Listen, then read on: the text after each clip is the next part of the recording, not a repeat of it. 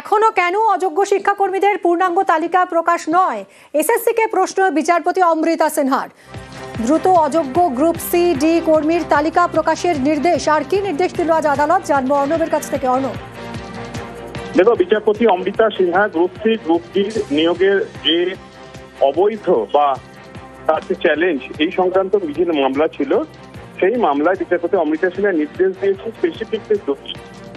এক, group C group D 2016 থেকে যারা নিয়োগ পেয়েছিলেন এই অংশের যারা যারা দাগি বা অযোগ্য তালিকা রয়েছেন তাদের তালিকা বিস্তারিত সহ নাম, বাবার নাম্বার, রোল নাম্বার সহ বিস্তারিত তথ্য দিয়ে তা প্রকাশ করতে হবে এসএসসি কে তাদের ওয়েবসাইটে।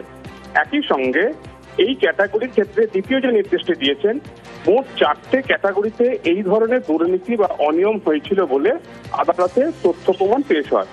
সুপ্রিম কোর্টের নির্দেশ অনুযায়ী র্যাঙ্ক জাম্প অর্থাৎ প্যানেলের বাইরের চাকরি দ্বিতীয় এবং তৃতীয় ওএমআর কারচুপি, এই 3টি পর্যায়ের জন্য পাবলিশ করতে হবে, নাম প্রকাশ করতে হবে দাগিদের।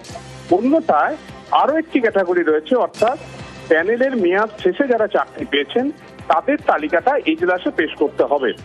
দ্বিতীয় নির্দেশের পাশাপাশি সর্বশেষ তৃতীয় যে নির্দেশটি দিয়েছেন বিচারপতি অমৃতা সিনহা, তিনি জানিয়েছেন এই মামলার ভবিষ্যতের উপর গ্রুপ সি এবং ডি সেই নিয়োগ প্রক্রিয়ার ভবিষ্যৎ নির্ভর করবে। অর্থাৎ যে group C group D supreme কোর্টের আদেশে নতুন করে পরীক্ষা নেওয়ার প্রক্রিয়া শুরু হয়েছে, ফর্ম ফিল আপ চলছে এবং ডিসেম্বর মাসের প্রথম সপ্তাহে তার ফর্ম ফিল আপের পর্ব শেষ হবে।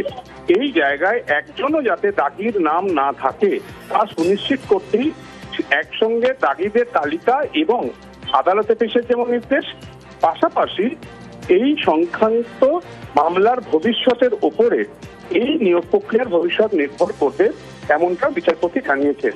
এবং এক্ষেত্রে আজ মামলার ক্ষেত্রে অভিযোগ আসে রুমেলা যে গ্রুপ সি গ্রুপ ডি তাদের কোনো কাউকে কিন্তু চাকরি 31শে ডিসেম্বর পর্যন্ত সম্ভাব্য যোগ্য হিসেবে সুপ্রিম কোর্ট বহাল করেনি এবং 7,200